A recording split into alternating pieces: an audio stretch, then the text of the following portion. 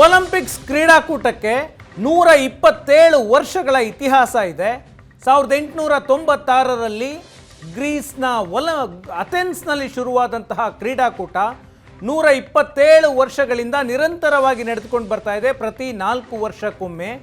ಈಗ ಭಾರತ ಸ್ವತಂತ್ರವಾಗಿ 75 ವರ್ಷ ಆಗಿದೆ. 75 ವರ್ಷವಾದರೂ ಕೂಡ ಈವರೆಗೆ ಭಾರತ ಒಲಿಂಪಿಕ್ಸನ್ನು ಆಯೋಜನೆ ಮಾಡುವ ಕನಸು ನನಸಾಗಿಲ್ಲ. ಈ ಬಾರಿ ಒಲಿಂಪಿಕ್ಸ್ ಆಯೋಜಿಸುವಂತಹ ಭಾರತದ ಕನಸು ನನಸು ಮಾಡಿಕೊಳ್ಳೋದಕ್ಕೆ ಸಾಕಷ್ಟು ಪ್ರಯತ್ನಗಳು ನಡೀತಾ ಇದ್ದಾವೆ. ಈಗಾಗಲೇ ಸಿದ್ಧತೆಗಳು ನಡೀತಾ ಇದ್ದಾವೆ. 2036ರಲ್ಲಿ ಒಲಿಂಪಿಕ್ಸ್ ಆಯೋಜನೆಗೆ ಭಾರತದಿಂದ ಬಿಡ್ಡಿಂಗ್ ಮಾಡಲಾಗುತ್ತೆ ಅಂತ ಪ್ರಧಾನಿ ನರೇಂದ್ರ ಮೋದಿ ಈಗಾಗಲೇ ಘೋಷಣೆಯನ್ನು ಮಾಡಿದ್ದಾರೆ. ಆ ಘೋಷಣೆಗೆ ತಕ್ಕಂತೆ ಗುಜರಾತ್ನ ಅಹಮದಾಬಾದ್ನಲ್ಲಿ ಒಲಿಂಪಿಕ್ಸ್ ಆಯೋಜನೆಗೆ ಪ್ಲಾನ್ ಮಾಡಿಕೊಳ್ಳಲಾಗಿದೆ. ಅಗತ್ಯ ಸಿದ್ಧತೆಗಳನ್ನು ಗುಜರಾತ್ನ ಅಹಮದಾಬಾದ್ನಲ್ಲಿ ಮಾಡಲಾಗ್ತಾ ಇದೆ. ಅಹಮದಾಬಾದ್ನಲ್ಲಿ ವಿಶ್ವ ಮಟ್ಟದ ಕ್ರೀಡಾಂಗಣಗಳನ್ನು ನಿರ್ಮಾಣ ಮಾಡೋದಕ್ಕೆ ನಿರ್ಧಾರವನ್ನು ಮಾಡಲಾಗಿದೆ. ಈಗಾಗಲೇ ಒಂದು ಅತಿ ದೊಡ್ಡ ಕ್ರೀಡಾಂಗಣ, ವಿಶ್ವದ ಅತಿ ದೊಡ್ಡ ಕ್ರಿಕೆಟ್ ಕ್ರೀಡಾಂಗಣ ಅಹಮದಾಬಾದ್ನಲ್ಲಿದೆ. ಅದರ ಜೊತೆಗೆ 5 ಹೊಸ ಕ್ರೀಡಾಂಗಣಗಳನ್ನು ನಿರ್ಮಾಣ ಮಾಡೋದಕ್ಕೆ ಕೇಂದ್ರ ಸರ್ಕಾರ ಮತ್ತು ರಾಜ್ಯ ಸರ್ಕಾರ ಒಪ್ಪಿಗೆಯನ್ನು ಕೊಟ್ಟಿವೆ. ಇನ್ನು 12 ವರ್ಷ ಇದೆ 2036ರ ಒಲಿಂಪಿಕ್ಸ್ಗೆ. ಈಗಿನಿಂದಲೇ ಭಾರತ ಸಿದ್ಧತೆಗಳನ್ನು ಮಾಡಿಕೊಳ್ತಾ ಇದೆ. ಅಹಮದಾಬಾದ್ನಲ್ಲಿ ಸರ್ದಾರ್ ವಲ್ಲಭಭಾಯಿ ಪಟೇಲ್ ಸ್ಪೋರ್ಟ್ಸ್ ಎನ್ಕ್ಲೇವ್ ಇದೆ. ಭಾರತದ ಅತಿ ದೊಡ್ಡ ಸ್ಪೋರ್ಟ್ಸ್ ಎನ್ಕ್ಲೇವ್ ಅದು. ಅಲ್ಲಿ ಈಗಾಗಲೇ ಒಂದು ಸ್ಟೇಡಿಯಂ ಇದೆ, ನರೇಂದ್ರ ಮೋದಿ ಸ್ಟೇಡಿಯಂ. 1,30,000 ಆಸನ ಸಾಮರ್ಥ್ಯ ಇರುವಂತಹ ವಿಶ್ವದ ಅತಿ ದೊಡ್ಡ ಕ್ರಿಕೆಟ್ ಕ್ರೀಡಾಂಗಣ. ಆ ಕ್ರೀಡಾಂಗಣದ ಜೊತೆಗೆ ಇನ್ನೂ 5 ಕ್ರೀಡಾಂಗಣಗಳನ್ನು ನಿರ್ಮಾಣ ಮಾಡೋದಕ್ಕೆ ನಿರ್ಧಾರವನ್ನು ಮಾಡಲಾಗಿದೆ. ಇತ್ತೀಚೆಗಷ್ಟೇ ಅಮಿತ್ ಶಾ ಕೂಡ ಆ ಬಿಡ್ಡಿಂಗ್ ಪ್ರೋಸೆಸ್ಸನ್ನು ಭಾಗಿಯಾಗೋದಕ್ಕೆ, ಅಂದರೆ 5 ಕ್ರೀಡಾಂಗಣಗಳ ನಿರ್ಮಾಣ ಮಾಡೋದಕ್ಕೆ ಮುಂಚೆ ನಡೆದಿದ್ದಂತಹ ಸಭೆಗಳಿಗೆ ಭಾಗಿಯಾಗಿ ವಿವರಗಳನ್ನು ಪಡೆದುಕೊಂಡರು. ಸೂಚನೆಯನ್ನು ಕೂಡ ಅಮಿತ್ ಶಾ ಕೊಟ್ಟಿದ್ದಾರೆ. 2036ರ ಒಲಿಂಪಿಕ್ಸ್ಗೆ ಸಿದ್ಧತೆಯನ್ನು ಮಾಡಿಕೊಳ್ಳಿ ಅಂತ ಸೂಚನೆಯನ್ನು ಕೊಟ್ಟಿದ್ದಾರೆ. ಈಗ 2036ರ ಮೊದಲು ನಡೆಯುವಂತಹ 3 ಒಲಿಂಪಿಕ್ಸ್ಗಳಿಗೆ ಈಗಾಗಲೇ ವೆನ್ಯೂ ಡಿಸೈಡ್ ಆಗಿದೆ. 2024ರ ಒಲಿಂಪಿಕ್ಸ್ ಮುಂದಿನ ವರ್ಷ ಪ್ಯಾರಿಸ್ನಲ್ಲಿ ನಡೆಯುತ್ತೆ, ಫ್ರಾನ್ಸ್ನ ರಾಜಧಾನಿ ಪ್ಯಾರಿಸ್ನಲ್ಲಿ. 2028ರ ಒಲಿಂಪಿಕ್ಸ್ ಲಾಸ್ ಏಂಜಲೀಸ್, ಅಮೆರಿಕದ ಲಾಸ್ ಏಂಜಲೀಸ್ ನಗರದಲ್ಲಿ ನಡೆಯುತ್ತೆ. 2032ರ ಒಲಿಂಪಿಕ್ಸ್ ಬ್ರಿಸ್ಬೇನ್, ಆಸ್ಟ್ರೇಲಿಯಾದಲ್ಲಿ ನಡೆಯುತ್ತೆ. ಈ 3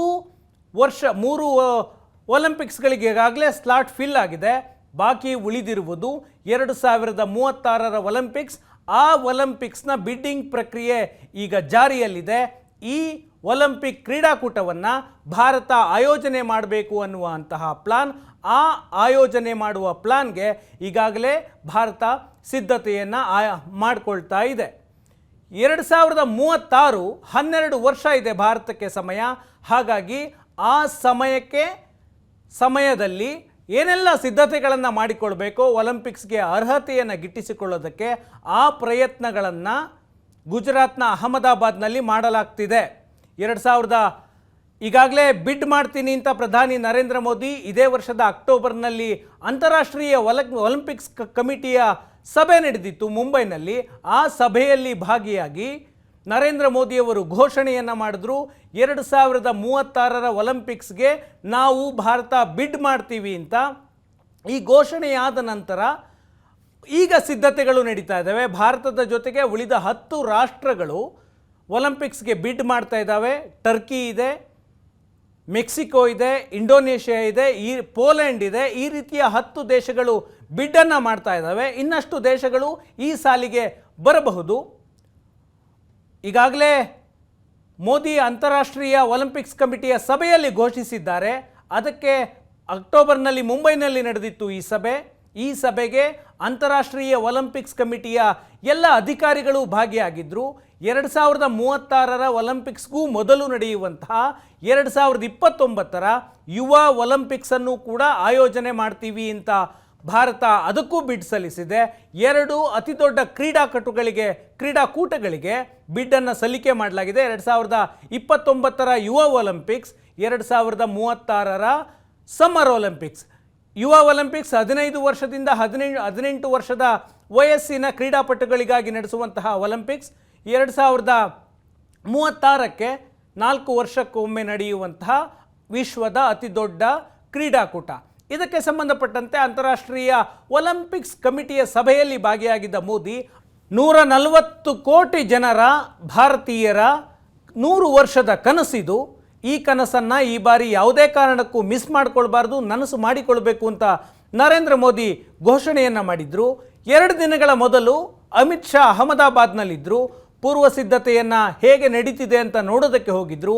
ಆಗ ಅಮಿತ್ ಶಾ ಮಾತನಾಡಿದ್ರು, 2036ರ ಒಲಿಂಪಿಕ್ಸ್ ಆತಿಥ್ಯ ಭಾರತಕ್ಕೆ ಸಿಗುವಂತಹ ನಿರೀಕ್ಷೆ ಇದೆ. ಭಾರತಕ್ಕೆ ಅವಕಾಶ ಸಿಕ್ಕರೆ ಅಹಮದಾಬಾದ್ನಲ್ಲಿ ಒಲಿಂಪಿಕ್ಸನ್ನು ಆಯೋಜನೆ ಮಾಡಲಾಗುತ್ತೆ. ಸರ್ದಾರ್ ಪಟೇಲ್ ಸ್ಪೋರ್ಟ್ಸ್ ಎನ್ಕ್ಲೇವ್ನಲ್ಲಿ ಈ ಆತಿಥ್ಯ ನಡೆಯುತ್ತೆ. ಕ್ರೀಡಾ ಮೂಲಸೌಕರ್ಯ ಹೆಚ್ಚಿಸಲು ಅಗತ್ಯ ಕ್ರಮ ಕೈಗೊಳ್ಳಲಾಗಿದೆ. ಈ ಉದ್ದೇಶಕ್ಕಾಗಿ ಈಗಾಗಲೇ ಕೇಂದ್ರ ಸರ್ಕಾರ 5,000 ಕೋಟಿಯಷ್ಟು ಹಣವನ್ನು ರಿಲೀಸ್ ಮಾಡಿದೆ. ಈ ಮೂಲಕ ಭಾರತಕ್ಕೆ ಒಲಿಂಪಿಕ್ಸ್ ಆತಿಥ್ಯ ವಹಿಸುವಂತಹ ಅನುಮತಿ ಸಿಕ್ಕರೆ, ಅರ್ಹತೆ ಸಿಕ್ಕರೆ ಅದು ಅಹಮದಾಬಾದ್ನಲ್ಲಿ ನಡೆಯುತ್ತೆ ಅಂತ. ಬೇರೆಲ್ಲ ಕ್ರೀಡಾಕೂಟಗಳು, ಉದಾಹರಣೆಗೆ ವರ್ಲ್ಡ್ ಕಪ್ ಕ್ರಿಕೆಟ್ ಆದರೆ ದೇಶದ ಬೇರೆ ಬೇರೆ ಕ್ರೀಡಾಂಗಣಗಳಲ್ಲಿ ನಡೆಯುತ್ತೆ. ಆದರೆ ಒಲಿಂಪಿಕ್ಸ್ ಒಂದು ನಗರದಲ್ಲಿ ನಡೆಯುವಂತಹ ಕ್ರೀಡಾಕೂಟ. ಇತಿಹಾಸದುದ್ದಕ್ಕೂ ದೇಶದ ಬೇರೆ ಬೇರೆ ನಗರಗಳಲ್ಲಿ ಒಲಿಂಪಿಕ್ಸ್ ಕ್ರೀಡಾಕೂಟ ನಡೆದಂತಹ ಉದಾಹರಣೆ ಇಲ್ಲ.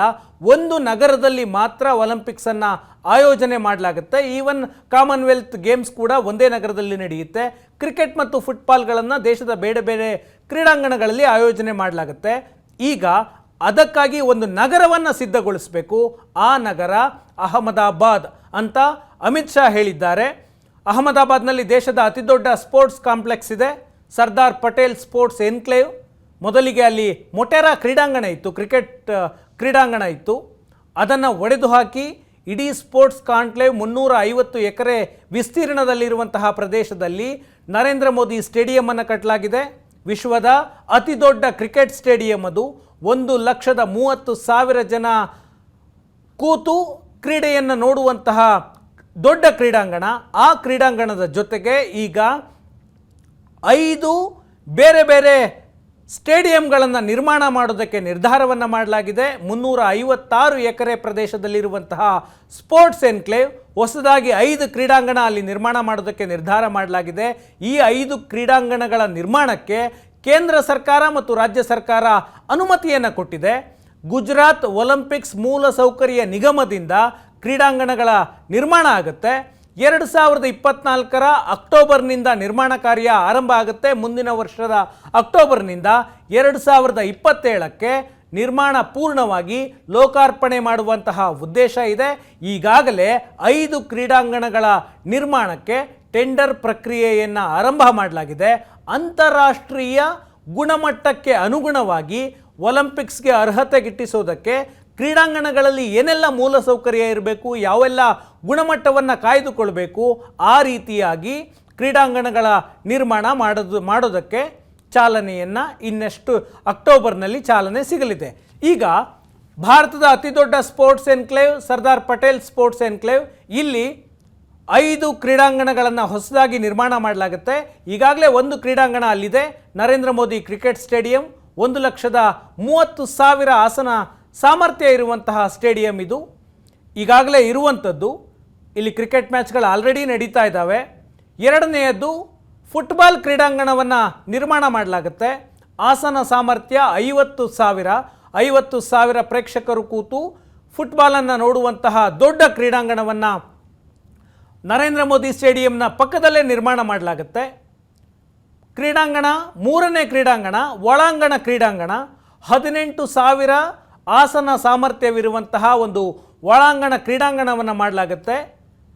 ಇದರ ಜೊತೆಗೆ ಮತ್ತೊಂದು ಒಳಾಂಗಣ ಕ್ರೀಡಾಂಗಣ, 10,000 ಆಸನ ಸಾಮರ್ಥ್ಯವಿರುವಂತಹ ಇಂಡೋರ್ ಸ್ಟೇಡಿಯಮನ್ನು ಮಾಡಲಾಗುತ್ತೆ. 2 ಇಂಡೋರ್ ಸ್ಟೇಡಿಯಂ, ಒಂದು 18,000 ಆಸನ ಸಾಮರ್ಥ್ಯ, ಮತ್ತೊಂದು 10,000 ಚೇರ್ಗಳು ಇರುವಂತಹ 10,000 ಪ್ರೇಕ್ಷಕರು ಕೂತು ನೋಡಬಹುದಾದಂತಹ ಇಂಡೋರ್ ಸ್ಟೇಡಿಯಂ, ಇದರ ಜೊತೆಗೆ ಈಜು ಕೇಂದ್ರ, ಒಲಿಂಪಿಕ್ಸ್ನಲ್ಲಿ ಈಜು ಸ್ಪರ್ಧೆಗಳಿರುತ್ತವೆ, ಆ ಕಾರಣಕ್ಕಾಗಿ ಒಂದು ಇಂಡೋರ್ ಈಜು ಸ್ಟೇಡಿಯಂ ಮಾಡಲಾಗುತ್ತೆ. 12,000 ಆಸನ ಸಾಮರ್ಥ್ಯವಿರುವಂತಹ ಕ್ರೀಡಾಂಗಣ, ಮತ್ತೊಂದು ಟೆನ್ನಿಸ್ ಕ್ರೀಡಾಂಗಣ, 10,000 ಜನ ಕೂತು ನೋಡಬಹುದಾದಂತಹ ಟೆನ್ನಿಸ್ ಕ್ರೀಡಾಂಗಣವನ್ನು ನಿರ್ಮಾಣ ಮಾಡಲಾಗುತ್ತೆ. ಒಟ್ಟು 6 ಸ್ಟೇಡಿಯಂಗಳ ಇರುತ್ತವೆ ಎನ್ಕ್ಲೇವಲ್ಲಿ. ಒಂದು ಈಗಾಗಲೇ ಕ್ರಿಕೆಟ್ ಸ್ಟೇಡಿಯಂ ಇದೆ, ಅದರ ಜೊತೆಗೆ ಅಂತಾರಾಷ್ಟ್ರೀಯ ಗುಣಮಟ್ಟದ 5 ಹೊಸ ಕ್ರೀಡಾಂಗಣಗಳನ್ನು ಮುಂದಿನ 2 ವರ್ಷದಲ್ಲಿ ನಿರ್ಮಾಣ ಮಾಡುವಂತಹ ಪ್ಲಾನ್ ಇದೆ. ಇತ್ತೀಚೆಗೆ ನಡೆದಂತಹ ಏಷ್ಯನ್ ಒಲಿಂಪಿಕ್ಸ್ನಲ್ಲಿ ಭಾರತ ಅದ್ವಿತೀಯ ಸಾಧನೆಯನ್ನು ಮಾಡಿತು. ಇದೇ ಮೊದಲಿಗೆ 107 ಪದಕಗಳನ್ನು ಏಷ್ಯನ್ ಗೇಮ್ಸ್ನಲ್ಲಿ ಭಾರತದ ಕ್ರೀಡಾಪಟುಗಳು ಸಂಪಾದಿಸಿದರು. ಕಳೆದ 20 ವರ್ಷಗಳಲ್ಲಿ ಭಾರತದ ಕ್ರೀಡಾ ಸಾಮರ್ಥ್ಯ ವರ್ಷದಿಂದ ವರ್ಷಕ್ಕೆ ಹೆಚ್ಚಳವಾಗ್ತಾ ಇದೆ. ಹೆಚ್ಚೆಚ್ಚು ಪದಕಗಳನ್ನು ಭಾರತದ ಕ್ರೀಡಾಪಟುಗಳು ಅಂತಾರಾಷ್ಟ್ರೀಯ ಕ್ರೀಡೆಗಳಲ್ಲಿ ಗೆಲ್ತಾ ಇದ್ದಾರೆ. ಇಂತಹ ಸಂದರ್ಭದಲ್ಲಿ ಇಂದಿಷ್ಟು ದೊಡ್ಡ ದೇಶ, 140 ಕೋಟಿ ಇರುವಂತಹ ಜನಸಂಖ್ಯೆಯ ದೇಶದಲ್ಲಿ ಅಂತಾರಾಷ್ಟ್ರೀಯ ಕ್ರೀಡಾಕೂಟ ಒಲಿಂಪಿಕ್ಸ್ನಂತಹ ಕ್ರೀಡೆಗೆ ಆತಿಥ್ಯ ಸಿಕ್ಕರೆ ಭಾರತದ ಕ್ರೀಡಾ ಸಾಮರ್ಥ್ಯ ಇನ್ನಷ್ಟು ಹೆಚ್ಚಳವಾಗುತ್ತೆ, ಇನ್ನಷ್ಟು ಪ್ರತಿಭೆಗಳಿಗೆ ಅವಕಾಶ ಸಿಗುತ್ತೆ. ಆ ಕಾರಣದಿಂದಾಗಿ ಭಾರತ 2036ರ ಒಲಿಂಪಿಕ್ಸ್ಗೆ ಪ್ರಯತ್ನವನ್ನು ಈಗಿನಿಂದಲೇ ಪಡಿತಾ ಇದೆ. ಒಲಿಂಪಿಕ್ಸ್ ಆತಿಥ್ಯಕ್ಕೆ ಅರ್ಹತೆಯನ್ನು ಗಿಟ್ಟಿಸಿಕೊಳ್ಳೋದಕ್ಕೆ ಏನು ಮಾಡಬೇಕು? ಈಗಾಗಲೇ 2032ರವರೆಗಿನ ಒಲಿಂಪಿಕ್ಸ್ ಆತಿಥ್ಯಕ್ಕೆ ನಿರ್ಧಾರ ಆಗೋಗಿದೆ.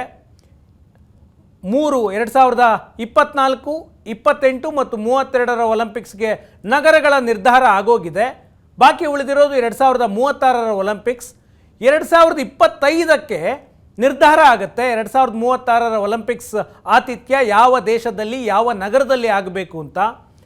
ಎಲ್ಲ ದೇಶಗಳ ರಾಷ್ಟ್ರೀಯ ಒಲಿಂಪಿಕ್ ಕಮಿಟಿಗಳು ಆತಿಥ್ಯಕ್ಕೆ ಅರ್ಜಿಯನ್ನು ಸಲ್ಲಿಸಬೇಕು. ಯಾರ್ಯಾರಿಗೆ ಆತಿಥ್ಯ ವಹಿಸಿಕೊಳ್ಳುವಂತಹ ಬಯಕೆ ಇದೆ ಆ ದೇಶಗಳು ಆತಿಥ್ಯಕ್ಕೆ ಅರ್ಜಿಯನ್ನು ಅಂತಾರಾಷ್ಟ್ರೀಯ ಒಲಿಂಪಿಕ್ಸ್ ಕಮಿಟಿಗೆ ಸಲ್ಲಿಕೆ ಮಾಡಬೇಕು. ಭಾರತದಿಂದ ಇಂಡಿಯನ್ ಒಲಿಂಪಿಕ್ಸ್ ಕಮಿಟಿ ಇದೆ, ಅದು ಅರ್ಜಿಯನ್ನು ಸಲ್ಲಿಸಬೇಕು.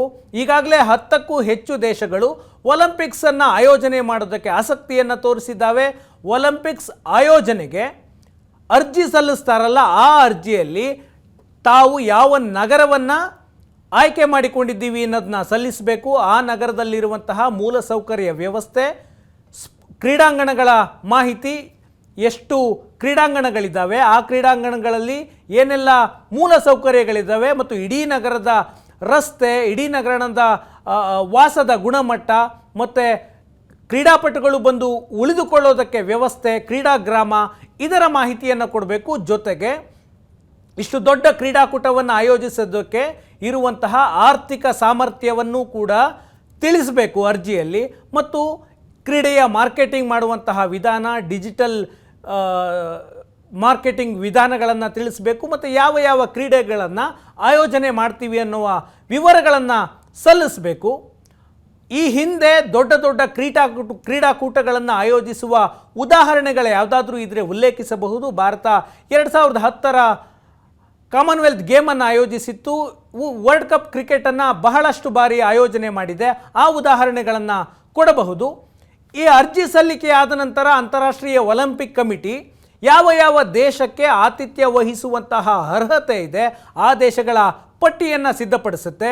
ಎಲ್ಲ ಪ್ಯಾರಾಮೀಟರ್ಸು ಅಕ್ಸೆಪ್ಟ್ ಆದ ಮೇಲೆ ಒಂದಷ್ಟು ದೇಶಗಳ ಪಟ್ಟಿಯನ್ನು ಸಿದ್ಧಪಡಿಸುತ್ತೆ ಅಂತಾರಾಷ್ಟ್ರೀಯ ಒಲಿಂಪಿಕ್ಸ್ ಕಮಿಟಿ. ಆ ನಂತರ ರಹಸ್ಯ ಮತದಾನ ನಡೆಯುತ್ತೆ. ಎಲ್ಲ ಅಂತಾರಾಷ್ಟ್ರೀಯ ಒಲಿಂಪಿಕ್ಸ್ ಕಮಿಟಿಯ ಸದಸ್ಯ ದೇಶಗಳು ಮತದಾನ ಮಾಡುವಂತಹ ಹಕ್ಕನ್ನು ಹೊಂದಿರುತ್ತವೆ. ಆ ದೇಶಗಳು ಮತದಾನ ಮಾಡುತ್ತವೆ. ಯಾವ ದೇಶದ ಪರವಾಗಿ ಹೆಚ್ಚು ಮತಗಳು ಬರುತ್ತವೋ ಆ ದೇಶಕ್ಕೆ ಆತಿಥ್ಯ ಸಿಗುತ್ತೆ.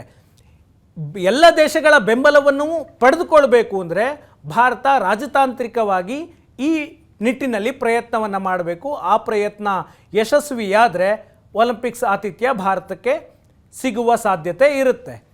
ಒಲಿಂಪಿಕ್ಸ್ ಆಯೋಜನೆ ಅಂತಂದರೆ ಸಣ್ಣ ಮಟ್ಟದ ವಿಷಯ ಅಲ್ಲ, ದೊಡ್ಡ ಮಟ್ಟದ ಹಣ ಬೇಕಾಗುತ್ತೆ.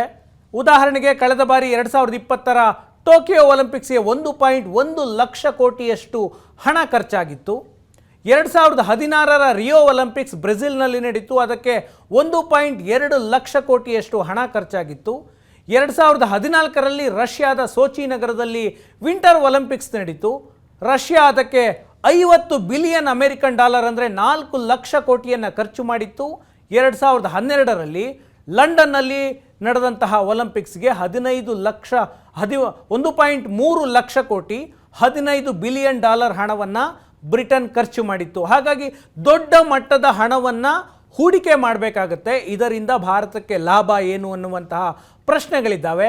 ಭಾರತ ಅಂತಾರಾಷ್ಟ್ರೀಯ ಮಟ್ಟದಲ್ಲಿ ತನ್ನ ಇಮೇಜನ್ನು ಮತ್ತು ದೇಶದ ಮಟ್ಟದಲ್ಲಿ ತನ್ನ ಕ್ರೀಡಾ ಸಾಮರ್ಥ್ಯವನ್ನು ಮತ್ತು ಕ್ರೀಡಾಪಟುಗಳಿಗೆ ಹೊಸ ಅವಕಾಶವನ್ನು ಸೃಷ್ಟಿ ಮಾಡಬೇಕಾದ್ರೆ ಈ ಥರದ ಕ್ರೀಡಾಕೂಟದ ಅವಶ್ಯಕತೆ ಭಾರತಕ್ಕೆ ಇದ್ದೇ ಇರುತ್ತೆ. ಆರ್ಥಿಕವಾಗಿ ಹೊರೆ ಆದರೂ ಕೂಡ ಇದು ಭವ್ಯ ಭಾರತದ ಭವಿಷ್ಯಕ್ಕೆ ಬುನಾದಿಯಾಗಲಿದೆ.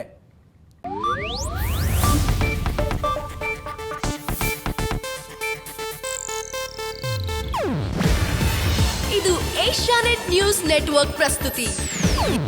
ನೀವು ನೋಡ್ತಿದ್ದೀರಾ ಏಷ್ಯಾನೆಟ್ ಸುವರ್ಣ ನ್ಯೂಸ್.